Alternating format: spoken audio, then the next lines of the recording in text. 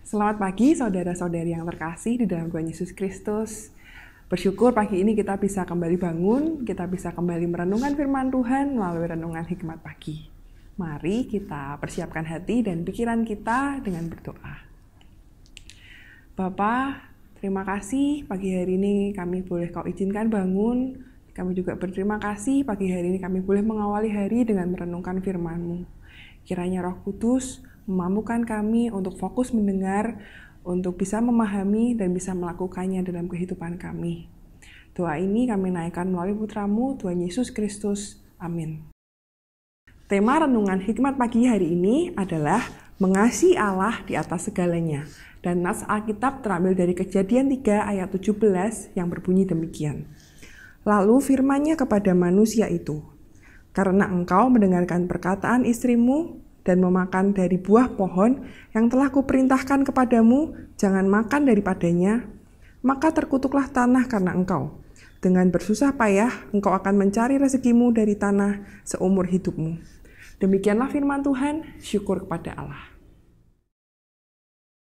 Selamat pagi saudara-saudara yang dicintai Tuhan. Kronologi manusia jatuh dalam dosa sebenarnya dimulai dari Hawa yang memberikan buah itu kepada Adam.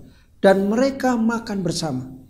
Namun mengapa dosa itu disebut dengan istilah dosa Adam? Itu karena kemandatarisan Adam. Ketika Allah memberikan perintah tersebut, Hawa belum dibentuk.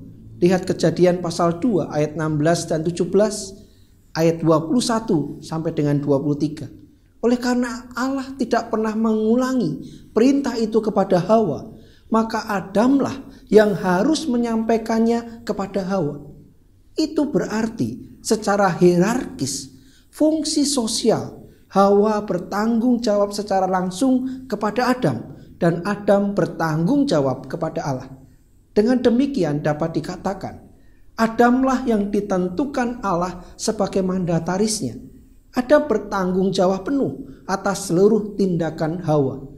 Jadi, seandainya Adam tidak menyetujui perbuatan Hawa dan tidak memakan buah itu secara hierarkis, kasus itu dianggap tuntas di bawah kepemimpinan Adam. Tuhan tidak memandang dosa Hawa karena Adam telah menyelesaikannya. Selain itu, ketika Hawa memakan buah tersebut, ia belum mengetahui ketelanjangannya. Namun setelah Adam memakannya, barulah keduanya mengetahui bahwa mereka telanjang, ayat 6 dan 7. Saudara-saudara, jadi secara teologis dosa itu telah disahkan oleh perbuatan Adam. Alkitab juga mengakui di kitab Roma pasal 5 ayat 12, 14, 15, 17 dan 19 bahwa Adam pembawa dosa ke dalam dunia. Akibat dosa Adam, semua manusia berdosa termasuk Hawa. Jadi berdasarkan kitab Roma, Hawa justru berdosa setelah Adam. Tepatnya dosa Hawa karena memakan buah itu disahkan oleh perbuatan Adam sebagai mandataris Allah. Saudara-saudara yang dicintai Tuhan, lalu apa yang membuat Adam jatuh dalam dosa? Menurut Allah, dalam kitab Kejadian pasal 3 ayat 17, Adam jatuh dalam dosa karena ketika diperhadapkan pada sebuah pilihan antara firman Allah dan perkataan istrinya, ia lebih memilih mendengarkan perkataan Hawa. Menurut sebuah tafsiran, Adam begitu mengasihi istrinya lebih daripada Allah, dan karena itu ia mendengar perkataan istrinya dan memakan buah yang tidak seharusnya ia makan. Jadi firman Tuhan hari ini mengajar kita untuk mengasihi Allah lebih dari segalanya dan siapapun.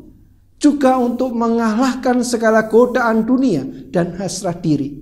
Senjata terefektif penangkal segala godaan dunia yang semu dan hasrat diri adalah mengasihi Allah lebih dari segalanya dan siapapun juga. Amin. Mari kita berdoa. Bapa yang baik, ampunilah kami. Ketika kami diperhadapkan pada pilihan-pilihan, seringkali Tuhan kami memilih untuk mengabaikan Tuhan. Seringkali kami lebih memilih untuk tidak mentaati firman Tuhan. Ampunilah kami, karena seringkali kami menentukan pilihan kami berdasar hasrat diri, hawa nafsu duniawi. Namun hari ini Engkau ingatkan kami bahwa kami jatuh dalam dosa karena kami hidup dalam keinginan hati kami yang penuh dengan dosa. Ketika kami mengarahkan hati pandang kami kepadamu, itulah sesungguhnya pilihan yang sejati. Oleh karena itu mampukan kami untuk menjalani hari ini sebagaimana ketetapan dan kehendak-Mu, supaya kami hidup benar, kudus dan setia di dalam Tuhan. Di dalam nama Yesus kami berdoa. Amin. Saudara-saudara yang dicintai Tuhan, hidup penuh dengan perjuangan. Kita bergumul melawan dosa. Kita bergumul melawan hawa nafsu duniawi. Dan seringkali kita harus mengaku kita seringkali jatuh dan kalah. Manusia diciptakan segambar dan serupa dengan Allah. Namun sayang, akibat dosa, segala kemuliaan Allah itu musnah. Syukur kepada Allah. Kristus datang untuk memulihkan anak-anak Allah. Saudara yang dicintai Tuhan, kita bersyukur punya Kristus yang datang ke dunia. Dan kita akan dimampukan untuk melawan dosa. Selamat berjuang, Tuhan memberkati.